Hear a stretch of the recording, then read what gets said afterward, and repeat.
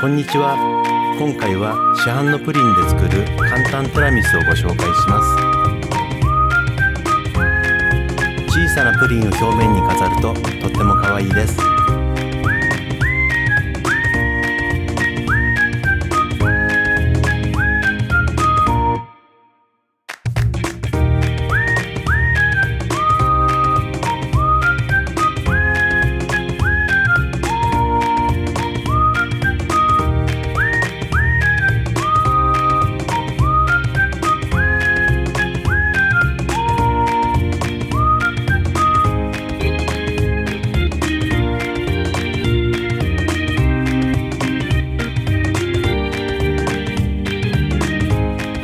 プリンとマスカルポーネを混ぜて滑らかなティラミスクリームを作ります。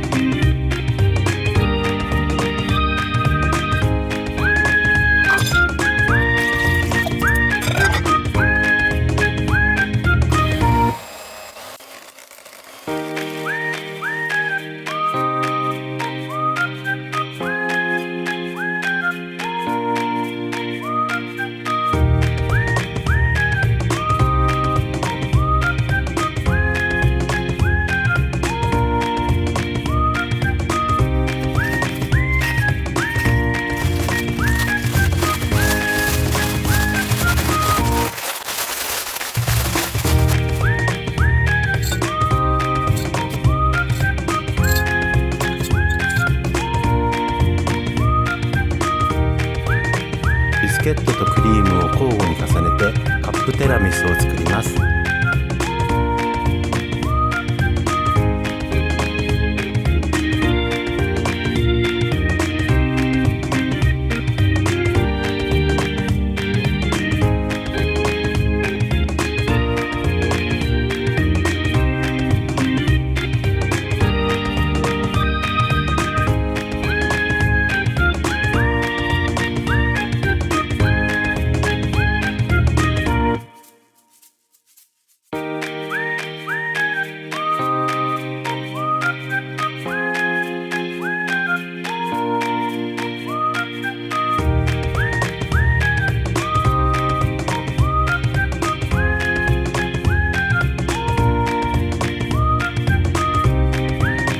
最後までご視聴ありがとうございます。気に入っていただけたらチャンネル登録していただけると嬉しいです。